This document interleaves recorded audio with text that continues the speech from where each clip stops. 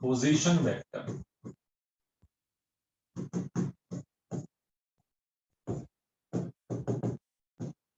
position vector, the vector which determines the position of a particle, the vector which determines the position of the particle with respect to the origin, with respect to the origin is known as position vector. The vector which determines the position of a particle with respect to the origin is known as position vector. अब जरा इसको ध्यान से देखो, ये आपके पास y axis है और ये आपके पास x एक्सिस है. This is x axis and this is y axis. ठीक है. अब मैंने कहा कि एक पॉइंट है यहां पर, इस पॉइंट के कोऑर्डिनेट्स हैं x, y. क्या कोऑर्डिनेट्स हैं इस पॉइंट के? x, y इसके कोऑर्डिनेट्स हैं. x, y. ये पॉइंट P है. इस पॉइंट P के कितने कोऑर्डिनेट्स हैं? x, y इस P पॉइंट का कोऑर्डिनेट है. ठीक है. तो अगर मैं ओरिजिन से एक वेक्टर ड्रॉ करता हूं तो ये वेक्टर कहलाता है position vector of point P. R vector कहलाएगा position vector of point P with respect to the origin, with respect to the origin. तो मान लीजिए कि आपके पास एक पॉइंट P है. अच्छी बात है. इस पॉइंट P के कोऑर्डिनेट्स हैं x, y. ठीक. अब अब ओरिजिन से इस P पॉइंट तक के लिए अगर मैं वेक्टर ड्रॉ कर देता हूं तो इस R वेक्टर को हम बोलेंगे position vector of point P with respect to the origin. ठीक. अब सुनना ध्यान से, इस पॉइंट P के कोऑर्डिनेट्स कितने हैं? तो आंसर है x, y. तो गौर से देखो, अगर मैं इसको यहां पर बेटा ऐसे मिला देता हूं तो यहां से यहां तक और यहां से यहां तक मैंने इसको ऐसे मिलाया तो देखो ये दूरी यहां से लेके यहां तक, इसको मैं O मान लेता हूं. ये हो जाएगा x, ये हो जाएगा y. ठीक. सुनना ध्यान से. तो ये हमारे पास R वेक्टर है. अगर ये R वेक्टर है तो यहां से मैंने एक x पे परपेंडिकुलर डाला और एक मैंने y पे डाला परपेंडिकुलर. क्या मेरी बात समझ में आ रही है? एक मैंने डाला x पे परपेंडिकुलर और एक मैंने डाला y पर परपेंडिकुलर. ठीक. अब जरा सोच के बताओ कि अगर यहां इस पॉइंट का कोऑर्डिनेट x, y है तो यहां से यहां तक की लंबाई, यहां से यहां तक की लंबाई क्या x होगी? बिल्कुल होगी. और यहां से यहां तक की ऊंचाई कितनी होगी? ये हमारे पास y होगी, क्योंकि इसका कोऑर्डिनेट कितना है? x, y. क्या कोऑर्डिनेट है इसका? x, y. तो ये लंबाई कितनी होगी? x और ये लंबाई कितनी होगी? y. क्या मेरी बात समझ में आ रही है कि नहीं आ रही? ठीक. अब सुनना ध्यान से, सुनो ध्यान से. तो o x वेक्टर, अगर मैं यहां से इस तरफ एक वेक्टर ड्रॉ करता हूं तो o x वेक्टर किसके बराबर होगा? x इंटू आई कैप के बराबर. x इंटू आई कैप के बराबर. क्यों? क्योंकि लंबाई कितनी है उसकी? x और डायरेक्शन क्या है? Along x axis. तो o x वेक्टर कितना होगा? x इंटू आई कैप, जहां पर x क्या है? Coordinate of point P. Coordinate क्या है? पॉइंट P का. और ऐसे ही ओ वाई वेक्टर, ये कितना होगा? O Y vector. तो ओ वाई वेक्टर हमारे पास होगा y into J cap. y into J cap. अरे बताओ हां कि ना? तो ओ एक्स वेक्टर कितना होगा? x इंटू आई कैप. ओ वाई वेक्टर कितना होगा? ओ वाई वेक्टर कितना होगा? y into J cap. अब जरा ध्यान देना, जितना ओ वाई वेक्टर होगा उतना ही एक्स पी वेक्टर होगा. देखो ध्यान से, क्योंकि ये दोनों वेक्टर आपस में कैसे होंगे? एक जैसे. ये भी ऊपर है, ये भी ऊपर है. जितनी लंबाई इसकी यहां पर है उतनी लंबाई ये भी है. तो जो ओ वाई वेक्टर है, अगर वो वाई जे कैप है तो एग्जैक्टली एक्स पी वेक्टर भी एग्जैक्टली इतना ही होगा. एक्स पी वेक्टर भी इतना ही होगा. चेक करो, दिखाई दिया? अब देखो ध्यान से, triangle rule of vector addition, O X vector plus X Y vector, sorry X P vector is equal to OP vector. ध्यान से देखो, O X vector plus X P vector is equal to OP vector. एक vector के दो component भी तो है, ये वाई जे कैप और एक्स आई कैप। तो ये आर वेक्टर किसके बराबर होगा? ये बराबर होगा X I cap plus Y J cap, या ट्राइंगल रूल समझ लो, O X vector plus X P vector is equal to OP vector. अरे बोलो हाँ कि ना? O X vector plus X P vector is equal to R vector. तो हमारे पास आएगा यहां से O P vector is equal to O X vector plus X P vector. तो ओपी वेक्टर किसके बराबर है? R vector is equal to X I cap plus Y J cap. तो आज के बाद इसका ध्यान रखना कि पोजीशन वेक्टर अगर किसी पॉइंट का निकालना हो जिसके कोऑर्डिनेट्स कितने हैं, एक्स कॉमा वाई, तो क्या होगा position vector? X I cap plus Y J cap, X I cap plus Y J cap. ये क्या है? इसका एक्स कंपोनेंट, और ये क्या है? इसका वाई कंपोनेंट। दोबारा समझो एक बार, डायग्राम समझ में आया कि नहीं आया? हमारे पास एक पॉइंट था P, हमारे पास एक पॉइंट था P। इस पॉइंट P के क्या कोऑर्डिनेट थे? x comma Y. क्या कोऑर्डिनेट थे? x comma Y. तो हमने ओरिजिन से O पॉइंट से P तक के लिए वेक्टर ड्रॉ कर दिया। तो ये OP वेक्टर क्या कहलाएगा? Position vector of point P। ठीक, अब अगर इसके कोऑर्डिनेट x कॉमा वाई हैं, तो ये O से लेके x तक की लंबाई कितनी होगी? ये वाली लंबाई x, और ये लंबाई कितनी होगी? y। अगर ये y लंबाई है तो ये भी कितनी होगी? ये भी कितनी होगी? y के बराबर होगी। अरे बोलो, तो ओ एक्स वेक्टर किसके बराबर होगा? x इंटू आई कैप। ये आई कैप क्या होता है? आई कैप यूनिट वेक्टर होता है अलोंग एक्स एक्सिस। ओ से लेके x तक की लंबाई तो x है, मगर अगर मुझे इसे वेक्टर फॉर्म में लिखना पड़ेगा तो x तो इसका मैग्नीट्यूड है, और डायरेक्शन कहां से लिया जाएगा? यूनिट वेक्टर से। तो x की तरफ कौन सा यूनिट वेक्टर होता है? आई कैप। तो ओ एक्स वेक्टर कितना होगा? x इंटू आई कैप। x से लेके p तक की लंबाई किसके बराबर है? जो o से लेके y तक की लंबाई है, यानी कि y। तो ये भी कितना होगा? y। अरे बोलो, तो एक्स पी वेक्टर कितना होगा? तो y तो इसकी लंबाई है, और है कहां पर? ये y एक्सिस के लॉन्ग, तो y इंटू जे कैप। तो O Y vector is equal to Y J cap is equal to X P vector, एक ही बराबर होंगे। अब triangle rule of vector addition, किसी ट्राइंगल की दो साइड्स अगर दो वेक्टर को रिप्रेजेंट करती हैं तो तीसरा क्या होती है? उसका रिजल्टेंट। तो O X vector plus X P vector is equal to OP vector. O X vector plus X P vector is equal to OP vector. क्या मेरी बात समझ में आई बेटा? नहीं आई? तो क्या करोगे आप? सिंपल, ये आ जाएगा R vector is equal to X I cap plus Y J cap, X I cap plus Y J cap. तो आज के बाद ध्यान रखना है, कोई भी पॉइंट दिया हो x comma Y, x1 comma y1, x2 comma y2, तो उसका अगर पोजीशन वेक्टर बनाओगे तो कैसे बनाओगे?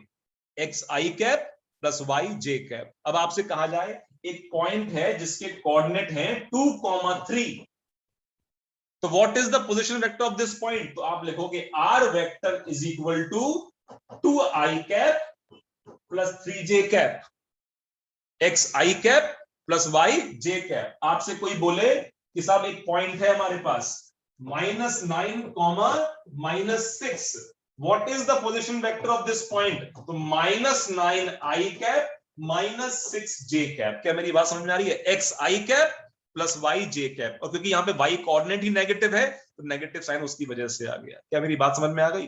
कोई आपसे बोले कि पॉइंट है जिसके कोऑर्डिनेट है a कॉमा b, तो वहां तक के लिए कैसे बनाओगे पोजीशन वेक्टर? तो सिंपल सी बात है, R vector is equal to A I cap plus B J cap. क्या मेरी बात समझ में आती है? क्लियर हुआ कि नहीं हुआ? लिखो, in general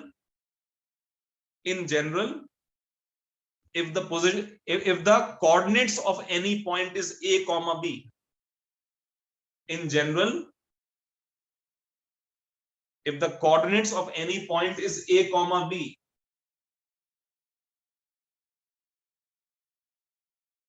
in general if the coordinates of any point is a comma b, then its position vector is given by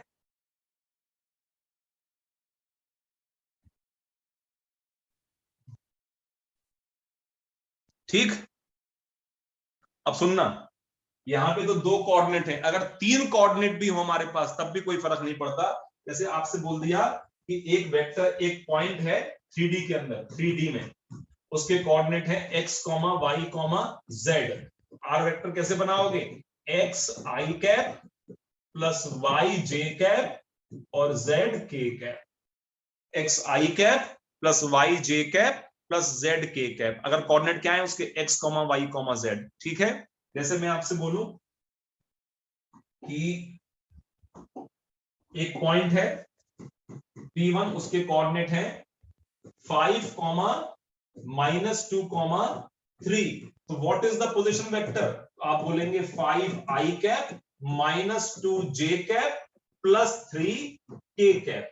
ये x है, ये y है और ये z है। 5 i cap -2 j cap plus 3 k cap. तो अब आपको ये समझ में आ जाना चाहिए कि कोई भी पॉइंट दिया हो स्पेस में कहीं भी और उसके कोऑर्डिनेट्स पता हो तो उसका पोजीशन वेक्टर कैसे लिखते हैं? X I cap plus Y J cap plus Z के कैप। पक्की बात है? और समझिए, अगर मैं आपसे बोल दूं कि एक पॉइंट है P2, इसके कोऑर्डिनेट्स हैं 5, 0, 9। 5, 0, 9, तो इसमें y कोऑर्डिनेट 0 हो गया, तो क्या होगा position vector? 5 i cap plus 0 j cap plus 9 k cap. कितना होगा? R vector is equal to 5 i cap plus 9 k cap. इसमें j कैप आएगा ही नहीं, क्यों? क्योंकि यहां पर 0 है। कौन सा? j coordinate. क्या मेरी बात समझ में आ रही है बेटा? तो जैसे 2D में सीखा वैसे ही 3D में हो सकता है, इसलिए आप इन तीनों को भी नोट कर लीजिए। ये 3D में हो गया। एक ये नोट करिए पहला, फिर ये दूसरा और ये फिर ये तीसरा।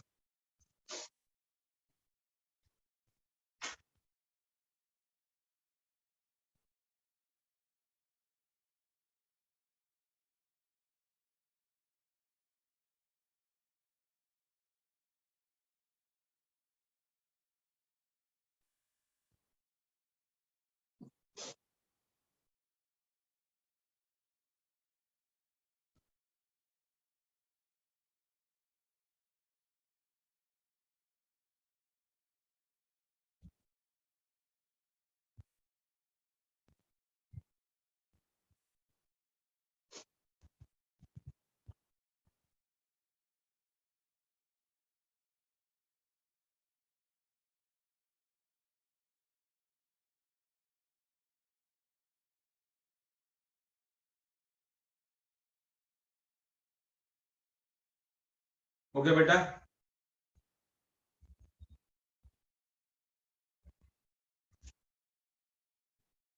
ठीक, चलिए sir.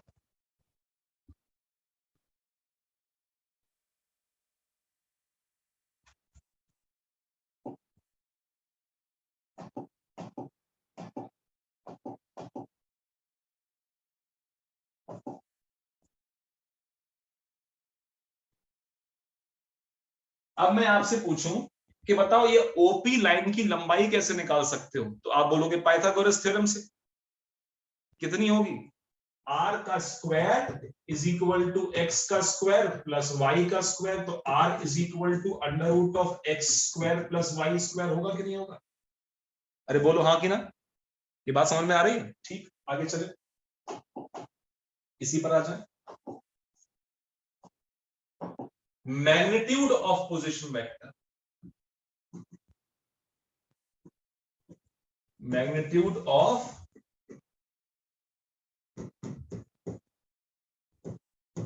Position vector, magnitude of position vector. तो अगर मान लीजिए आपके पास एक आर है जो है X I cap plus Y J cap, तो आर की वैल्यू कितनी होगी? X square plus Y square का under root, X square plus Y square का अंडर रूट। ये मैंने आपको सिखाया था, ए का square is equal to A X का स्क्वायर प्लस ए वाई का स्क्वायर। याद आ रहा है कुछ? ये तो आया था ए कॉस थीटा का होल स्क्वायर प्लस ए साइन थीटा का whole square equal to A square के बराबर आया था, नहीं आया था? तो ये क्या है? इसका x कंपोनेंट का मैग्नीट्यूड का स्क्वायर है, और ये क्या है? इसके y कंपोनेंट के मैग्नीट्यूड का स्क्वायर है। तो r क्या होगा? x square plus Y square का अंडर रूट, सम करने के बाद। ठीक है, बिल्कुल वैसे ही अगर आपके पास मान लीजिए आर वेक्टर है x1 i cap plus y1 j cap plus z1 k cap, तो what is magnitude of r? x1 का स्क्वायर प्लस y1 का स्क्वायर प्लस z1 के स्क्वायर का अंडर रूट। ठीक है, वेक्टर का मॉड निकालने के लिए आप उसके अलग अलग कंपोनेंट का स्क्वायर करिए, मॉड का उनका सम करके रूट ले लीजिए। ठीक, ये भी फॉर्मूला काम आएगा। अब एग्जांपल कराता हूं इसके ऊपर। तो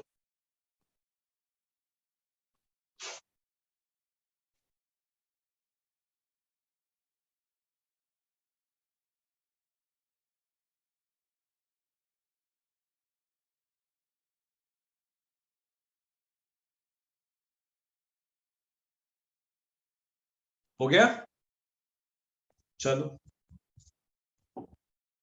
मैं आपसे बोलूं एक पॉइंट P है जिसके कोऑर्डिनेट है 2,3, find out it's distance from the origin, from the origin.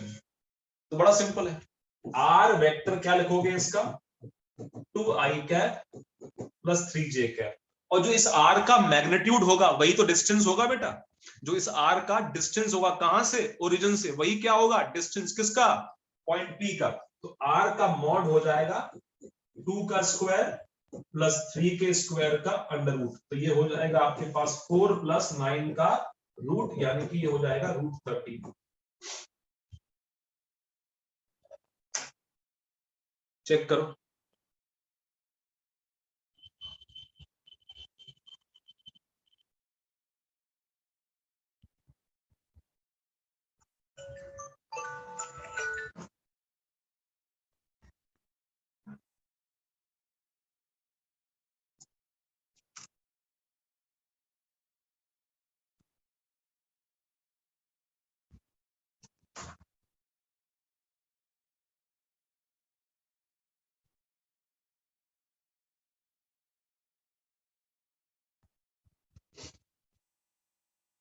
हो गया बेटा,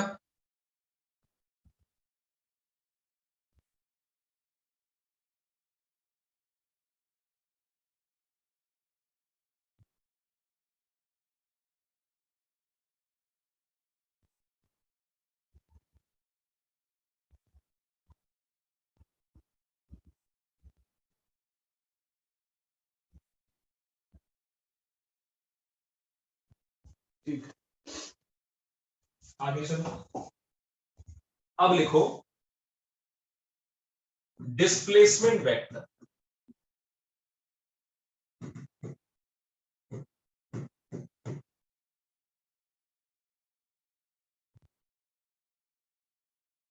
displacement vector,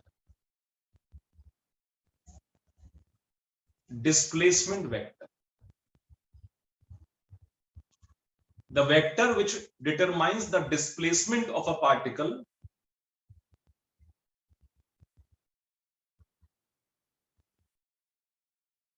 the vector which determines the displacement of the particle,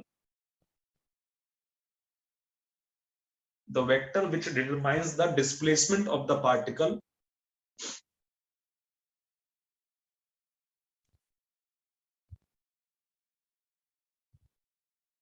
the vector which determines the displacement of the particle is known as displacement vector, is known as displacement vector,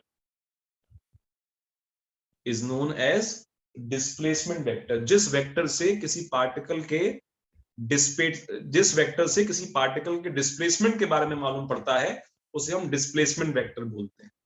कैसे, सुनना ध्यान से। Particle A वाले point पर था और ये particle घूमता हुआ बेटा बी वाले पॉइंट तक पहुंच गया, बताओ हाँ कि ना। पार्टिकल ए वाले पॉइंट पर था और कुछ देर चलने के बाद पार्टिकल पहुंच गया बी वाले पॉइंट पर। सुनो ध्यान से, अगर मैं यहां से एक वेक्टर ड्रॉ करता हूं तो ये क्या होगा, इसे हम बोलेंगे इनिशियल पोजीशन वेक्टर। क्या बोलेंगे, इनिशियल, जहां पर उसकी पोजीशन थी इनिशियल पोजीशन वेक्टर। और अगर मैं यहां से एक वेक्टर ड्रॉ करता हूं तो इसको मैं बोलूंगा फाइनल पोजीशन वेक्टर। क्या बोलूंगा इसको? Final position vector. एक है इनिशियल पोजीशन वेक्टर, एक है फाइनल पोजीशन वेक्टर। बोलो हाँ कि ना? ए से चला था पार्टिकल, बी पर आ गया, तो एक है इनिशियल पोजीशन वेक्टर और एक है फाइनल पोजीशन वेक्टर। ए पर था और चला कहां पे गया? चला कहां पर गया? वो चला गया किस पर? कहां चला गया? वो बी पर चला गया। तो ए से चला और बी पर पहुंच गया, तो A is the initial position vector and B is the final position vector. ठीक, तो ये जो हमारे पास ये है ना, ये वाला ये कहलाएगा डिस्प्लेसमेंट वेक्टर। ये कहलाएगा डिस्प्लेसमेंट वेक्टर। क्या कहलाएगा ये? Displacement vector. ए से चला और बी पर पहुंच गया, तो ये डी वेक्टर क्या है? डिस्प्लेसमेंट वेक्टर है। D is the displacement vector. क्या मेरी बात समझ में आ रही है कि नहीं आ रही बेटा? क्लियर है? ठीक बात। अब सुनो ध्यान से, अब तुम जरा गौर से देखो, अगर मैं इसे ओ मान लेता हूं तो ये O A vector plus A B vector is equal to O B vector नहीं है? ध्यान से देखो, O A vector plus A B vector is equal to O B vector नहीं है बेटा? चेक करो, यही तो है। सोचो, क्या यही तो है? अरे बोलना पड़ेगा भाई, हाँ कि ना? समझ में आ रही बात, नहीं आ रही? ट्राइंगल रूल देखो, इस आर आई वेक्टर का हेड इस पीले वाली वेक्टर की पूंछ से कनेक्टेड है, टेल पर है। तो O A vector plus A B vector is equal to R F vector है कि नहीं? चेक करो। अब देखो ध्यान से, O A vector plus A B vector is equal to O B vector. सुनना ध्यान से, तो अगर मैं कहता हूं आपसे O A vector plus A B vector is equal to R F vector, तो ए बी वेक्टर हमारे पास जो होगा वो हो जाएगा O B vector minus O A vector. यानी कि displacement vector is equal to final position vector minus initial position vector. और ये एक फॉर्मूला बन गया बड़ा इंपॉर्टेंट आज। क्या फॉर्मूला बन गया? क्या बन गया फॉर्मूला? ये बन गया फॉर्मूला कि फाइनल पोजीशन वेक्टर में से अगर आप इनिशियल पोजीशन वेक्टर माइनस कर देते हो तो ये हो जाता है आपके पास क्या? डिस्प्लेसमेंट वेक्टर का फॉर्मूला। तो what is displacement vector? It is the difference between final position vector and initial position vector. तो फाइनल पोजीशन वेक्टर में से अगर आप इनिशियल पोजीशन वेक्टर को माइनस कर देते हो तो ये आ जाता है आपके पास डिस्प्लेसमेंट वेक्टर। क्या आ जाता है? Displacement vector. क्या बात समझ में आ रही है कि नहीं आ रही बेटा? क्या आ जाता है? ये डिस्प्लेसमेंट वेक्टर आ जाता है। क्या आ जाता है? Displacement vector.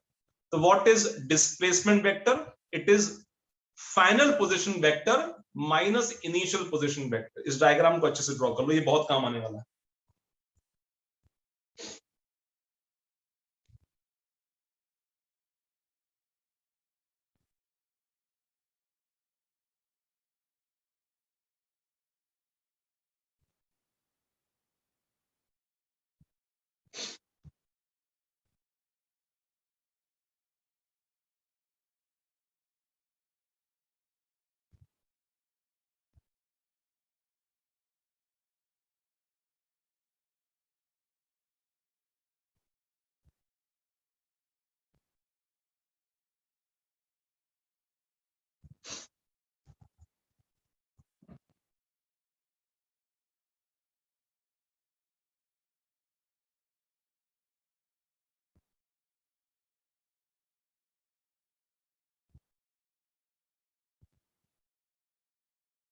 हो गया बेटा?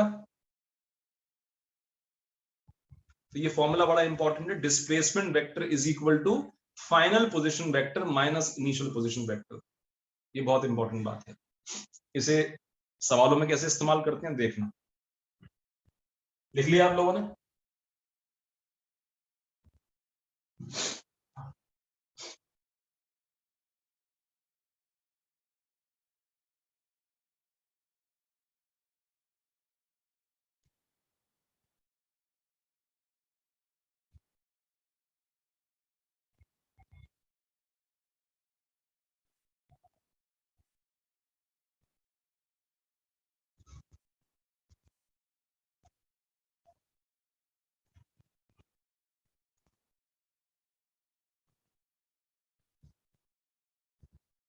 ठीक, अब सुनो ध्यान से।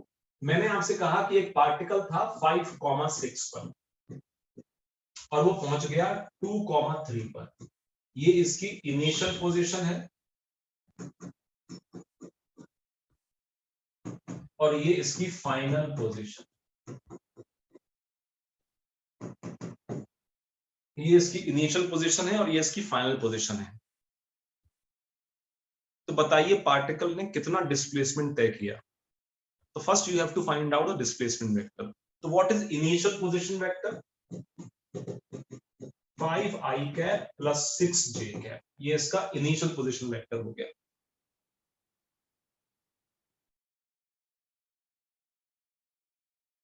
अगर मैं बात करता हूं आर एफ की तो ये हो जाएगा 2i cap plus 3j cap, ये इसका फाइनल पोजीशन वेक्टर हो गया। और final position vector minus initial position vector is equal to क्या होता है? Displacement vector. फाइनल, ये ध्यान रखना हमेशा, फाइनल वेक्टर में से इनिशियल माइनस करते हैं हमेशा, हमेशा फाइनल में से इनिशियल माइनस किया जाता है। तो R F minus R I किया जाएगा, तो ये आ जाएगा 2i cap plus 3j cap minus 5i cap plus 6j cap. I में से आई गया तो 5 में से 2 में से गया 5, तो ये आ गया -3i कैप, -3i कैप। और 6 में से गया कितना बेटा? 3, तो ये आएगा -3j कैप। ये इसका डिस्प्लेसमेंट वेक्टर आ गया है। What is the displacement vector? -3i cap -3j cap. के बात समझ में आ गई? अब वो कह रहा है कि मैग्नीट्यूड कितना होगा, डिस्प्लेसमेंट की वैल्यू क्या होगी, तो मुझे इस d का मॉड निकालना है। तो किसी वेक्टर का मॉड कैसे निकालते हैं? उसके कंपोनेंट के स्क्वायर का सम करके रूट ले लेते हैं। तो क्या आएगा? ये आएगा d इज इक्वल टू -3 का स्क्वायर प्लस -3 के स्क्वायर का अंडर रूट, और ये आ जाएगा 9 + 9 का रूट इज इक्वल टू 18 का अंडर रूट। क्या मेरी बात समझ में आ रही है बेटा? तो under root 18 will be the answer.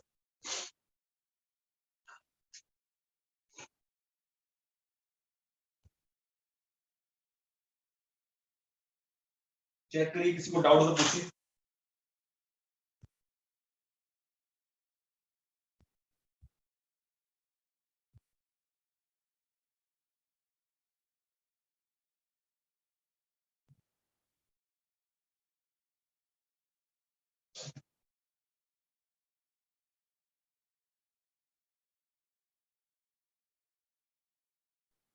जल्दी से दोनों चीजें रिवाइज करिए जल्दी से।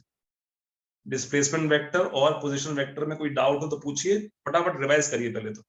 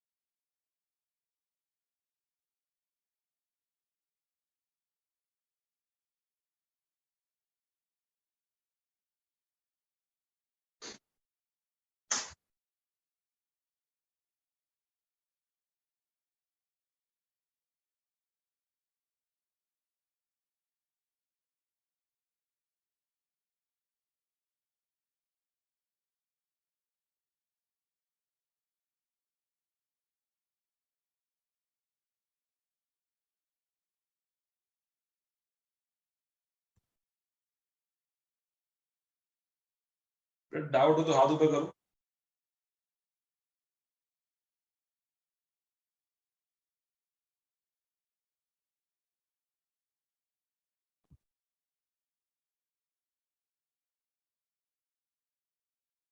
चेक करो बेटा, कोई डाउट नहीं किसी को? ठीक। और जो चीज बेटा ये 2D के लिए एप्लीकेबल है वही 3D के एप्लीकेबल है। जैसे आपसे कहूं x1, y1, z1 से पार्टिकल चलाता है x2, y2, z2।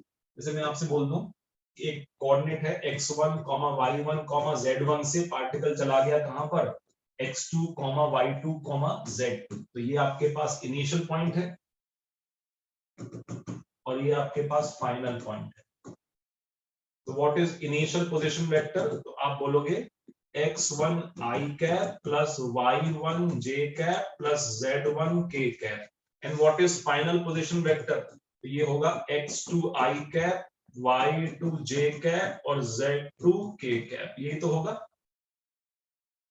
ये तो होगा बेटा इनिशियल पोजीशन वेक्टर और final position vector. And what is displacement vector? तो डिस्प्लेसमेंट वेक्टर कितना होता है? Final position vector minus initial position vector. तो x में से x माइनस करेंगे, y में से y करेंगे, z में से z करेंगे, तो कितना आएगा ये x2 minus x1 i cap plus y2 minus y1 j cap plus z2 minus z1 into k cap. And this will be equal to displacement vector. ये क्या होगा? This is known as displacement vector. इसे बोलेंगे displacement vector. और उसका mod कैसे निकालोगे? वही तरीका, d का मॉड आएगा x2 माइनस x1 का whole square plus y2 minus y1 का whole square plus z2 minus z1 का होल स्क्वायर और इसका अंडर रूट। ये आ जाएगा आपका डिस्प्लेसमेंट वेक्टर का मॉड। तो समझ लो बेटा, जो 3D के लिए एप्लीकेबल है वही 2D की तरह से है। तो अगर आपसे भी बोले कि ये आपके पास दो पॉइंट्स हैं, पार्टिकल इस पॉइंट से इस पॉइंट चला गया, वो कोऑर्डिनेट कौन सा है? इनिशियल पॉइंट है। और ये कोऑर्डिनेट कौन सा है? फाइनल पॉइंट है। तो कोऑर्डिनेट क्या थे? x1, y1, z1 से कहां मूव कर गया पार्टिकल? x2, y2, z2 तक। आ रही बात समझ में? तो पहले क्या निकाला हमने? Initial position vector. फिर क्या निकाला? फाइनल।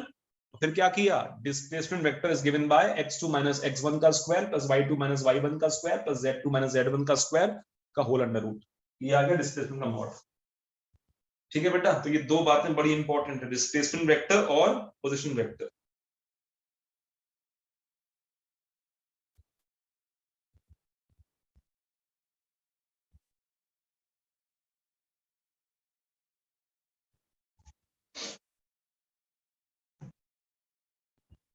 हो गया साहब? कोई डाउट किसी को? ठीक।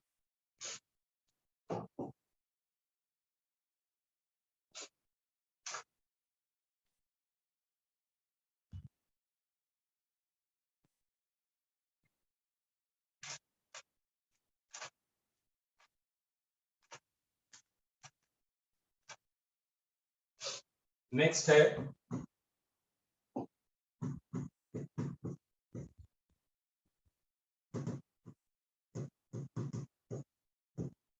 Direction cosines. डायरेक्शन कोसाइंस, देखो बेटा डायरेक्शन कोसाइंस।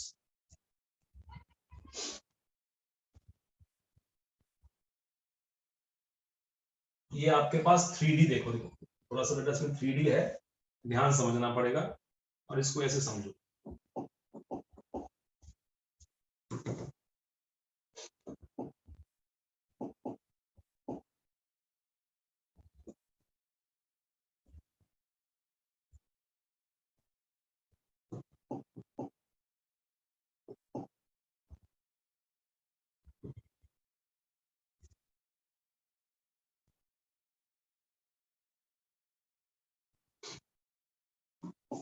ध्यान से देखना, डायरेक्शन कोसाइन बड़ा आसान चीज है, कोई कठिन बात नहीं है इसके अंदर, मगर थोड़ा 3D में समझना, थोड़ा सा ध्यान समझना बेटा, वरना समझ में नहीं आएगा आराम से। देखो अगर मैं यहां पर मानता हूं ओरिजिन और यहां से यहां तक के लिए एक वेक्टर ड्रॉ कर देता हूं, तो ये मेरा मेन वेक्टर हो गया। जैसे आपने अपने कमरे के अंदर उल्टे हाथ पर जमीन से जो कॉर्नर है आपके लेफ्ट हैंड साइड पे, जो कमरे में कॉर्नर है ना, वहां से एक वेक्टर ड्रॉ किया, कहां तक? आपके सर के पीछे राइट हैंड साइड में ऊपर तक। तो ये तो बनेगा, इस कोने से लेके इस कोने तक आपने एक सिंगल वेक्टर ड्रॉ कर लिया। बोलो हाँ, ठीक। ये मेन वेक्टर है, ठीक। इसमें x कंपोनेंट भी होगा, y कंपोनेंट भी होगा और z कंपोनेंट भी होगा इसका। ये आगे कितना गया है, ये आगे कितना गया है, ये आगे गया है x, ये ऊपर कितना गया है, ये ऊपर गया है y, ये बोर्ड के अंदर कितना गया है, ये बोर्ड के अंदर गया है z। क्या मेरी बात समझ में आ रही है कि नहीं आ रही? तो ये आपके पास मेन वेक्टर है, this is the main vector, this is vector A, O से लेके पी वाले पॉइंट तक ये ए वेक्टर है। ये इसका x कंपोनेंट है, ये इसका y कंपोनेंट है और ये इसका z कंपोनेंट है। क्या मेरी बात समझ में आ रही है? ये इसका x कंपोनेंट, ये वेक्टर, देखो ध्यान सुनो, अगर आगे वाले आपके पेज के सामने लेफ्ट हैंड साइड पे जमीन पर एक जो कॉर्नर है कमरे का, वहां से एक वेक्टर बिल्कुल जाता है डायगोनली ऑपोजिट आपके कमरे में पीछे की तरफ, तो जब वो पीछे गया है तो वो आपके पीछे भी मूव किया है, आपके राइट भी मूव किया है और ऊपर भी मूव किया है। चेक करो, left hand side down most corner से बैक साइड अपमोस्ट कॉर्नर पर राइट हैंड साइड पे अगर वेक्टर जाएगा तो वो आपके ऊपर भी गया है, आपके राइट भी गया है और आपके पीछे भी गया है। तीन काम किए कि नहीं किए उसने? तो वेक्टर स्टार्ट यहां से हो रहा है और खत्म पी वाले पॉइंट पर हो रहा है। तो तीन काम हो रहे हैं वेक्टर के अंदर। क्या? देखो, एक तो राइट गया है, एक ऊपर गया है और एक बोर्ड के अंदर गया है। ठीक है, तो कितना ये राइट की तरफ गया है, ये इसका x कंपोनेंट है, ये इसका x कंपोनेंट है ax। कितना ऊपर गया है, ये इसका y कंपोनेंट है और कितना अंदर गया है बोर्ड के, ये इसका z कंपोनेंट है। क्या मेरी बात समझ में आ रही है? ये इंपॉर्टेंट है। ठीक, अब एक चीज समझो ध्यान से, अब यहां पर तीन एंगल्स को तुमको समझना है। कितने एंगल्स को? तीन एंगल्स को समझना है। इसका बाद में सिर्फ लिखेंगे फॉर्मूला, बात अलग है, मैं पहले समझ लो। इस वेक्टर के तीन कंपोनेंट है, एक अलोंग एक्स एक्सिस है, एक अलोंग वाई एक्सिस है और एक अंदर बोर्ड के जेड एक्सिस है। ठीक है, अब ये जो वेक्टर है वो एक्स एक्सिस के साथ जो एंगल बना रहा है, ये वेक्टर एक्स एक्सिस के साथ जो एंगल बना रहा है उस एंगल को मैं बोलता हूं अल्फा। ये लाल वाला एंगल तुम्हें अल्फा दिखाई दे रहा है, ये एक्स एक्सिस के साथ जो एंगल बना रहा है वो है अल्फा। ये वेक्टर y एक्सिस के साथ जो एंगल बना रहा है वो है बीटा, और ये वेक्टर z एक्सिस के साथ जो एंगल बना रहा है वो एंगल है गामा। क्या मेरी बात समझ में आई कि नहीं आई? ये तुम्हें तीनों एंगल समझ में आए कि नहीं आए? ये main vector a x axis के साथ एंगल बना रहा है अल्फा, y के साथ बना रहा है बीटा और z के साथ एंगल बना रहा है गामा। क्या मेरी बात समझ में आ रही है कि नहीं आ रही? तो alpha is the angle between the vector and x axis, beta is the angle between the vector and the y axis, and gamma is the angle between the vector and the z axis। क्या मेरी बात समझ में आ गई? तो यहां पर हमारे पास कितने एंगल हैं? तीन एंगल है, एक अल्फा है, एक बीटा है, एक गामा है। जो ये a वेक्टर बना रहा है with the x axis, with the y axis और विद द z एक्सिस। क्या मेरी बात समझ में आ रही है? और इसी cos अल्फा को, कॉस बीटा को और कॉस गामा को हम बोल देते हैं डायरेक्शन कोसाइंस। क्या बोल देते हैं? Direction cosines. तो what are direction cosines? Direction cosines जो होते हैं वो एंगल्स होते हैं। क्या होते हैं? एंगल्स होते हैं। Direction cosines are the cosine of the angle. Direction cosines are the cosines of the angle subtended by the vector with the x-axis, y-axis and z-axis respectively। क्या मेरी बात समझ में आई कि नहीं आई? एक वेक्टर 3D में है, किसमें है? 3D में।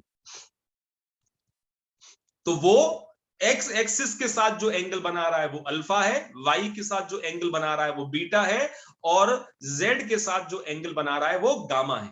इन्हीं अल्फा बीटा गामा का अगर हम कॉस अल्फा कॉस बीटा और कॉस गामा निकाल लेते हैं, तो इसी cos alpha cos beta cos gamma को हम क्या बोलते हैं, direction cosines of this vector A. क्या मेरी बात समझ में आई कि नहीं आई? तो direction cosines are the cosines of the angle subtended between the vectors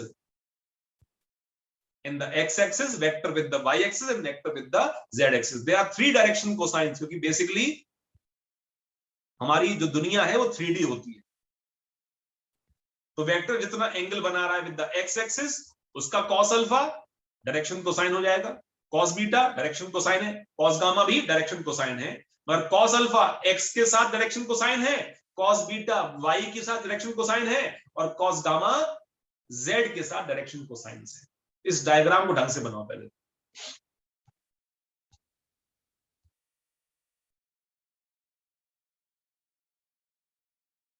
Krishna Sharma आए, हाथ उठाओ बेटा। कृष्णा शर्मा, कृष्णा शर्मा आए हो? ठीक।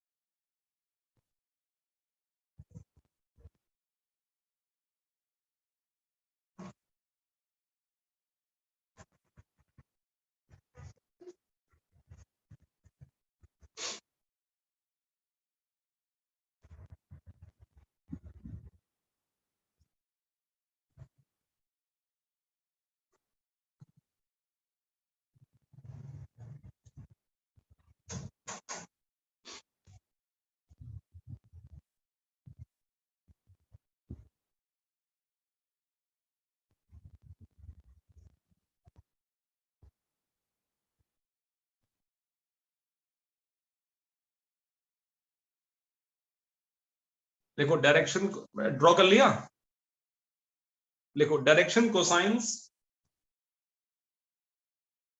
Direction cosines are the cosine of the angles. Direction cosines are the cosine of the angle subtended by the vector with x-axis, y-axis and z-axis respectively. With x-axis, y-axis and z-axis respectively. With x-axis, y-axis and z-axis respectively.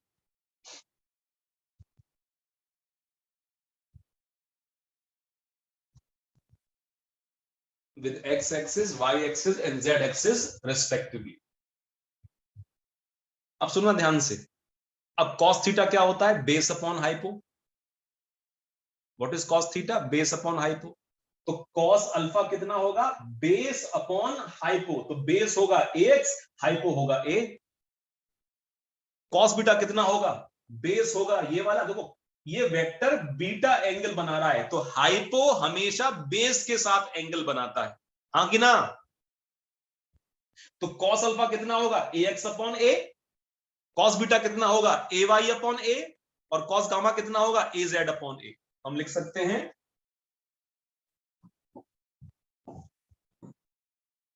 cos alpha is equal to ax upon a, cos beta is equal to ay upon a, और cos gamma is equal to az upon a।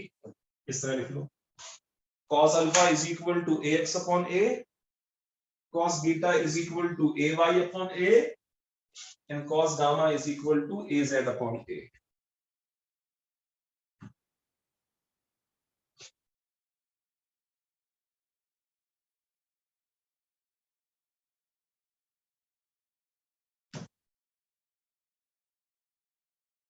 Cos alpha is equal to ax upon a, cos beta equal to ay upon a और cos gamma equal to az upon a. ठीक है, अब जरा देखो ध्यान से,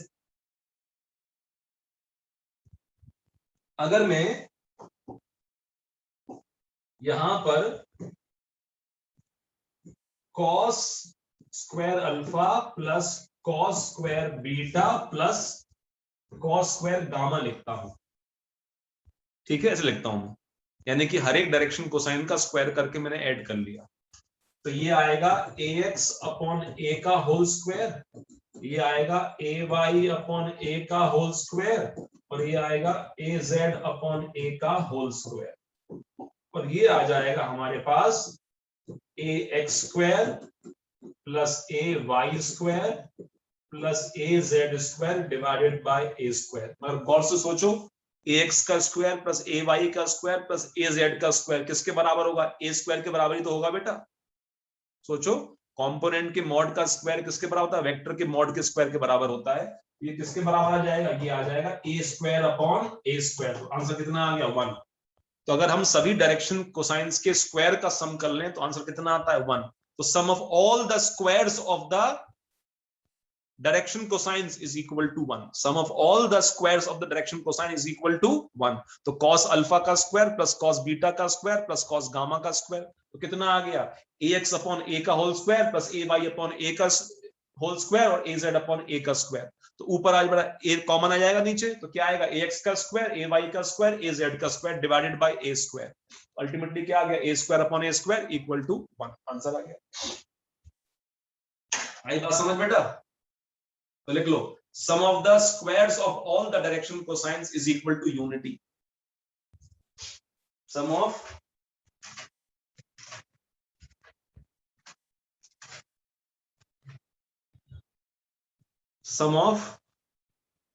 all the squares of the direction cosine is equal to unity.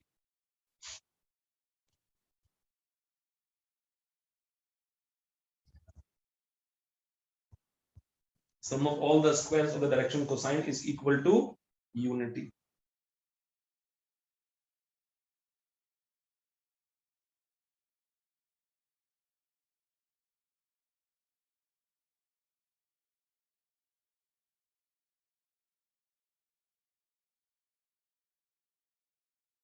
ठीक है बेटा, अब इसमें दो चीजें रह गई हैं आपकी, क्रॉस प्रोडक्ट और डॉट प्रोडक्ट। फिर बेटा ये खत्म हो जाएगा टॉपिक, इसके बाद इसके क्वेश्चंस करेंगे। बात समझ में आ गई बेटा? तो आज इतना करते हैं। अब इसमें दो चीजें पढ़नी है, क्रॉस प्रोडक्ट और डॉट प्रोडक्ट, यानी कि दो वेक्टर्स को डॉट की तरह से कैसे मल्टीप्लाई करते हैं और दो वेक्टर्स को क्रॉस की तरह से कैसे मल्टीप्लाई करते हैं। यही रह गया है, यही हम करेंगे कल बेटा। ठीक है, मिलते हैं कल। मगर जो मैंने आज कराया ये कल बहुत काम आने वाला है, इसलिए आज को रिवाइज करना ढंग से। ठीक है।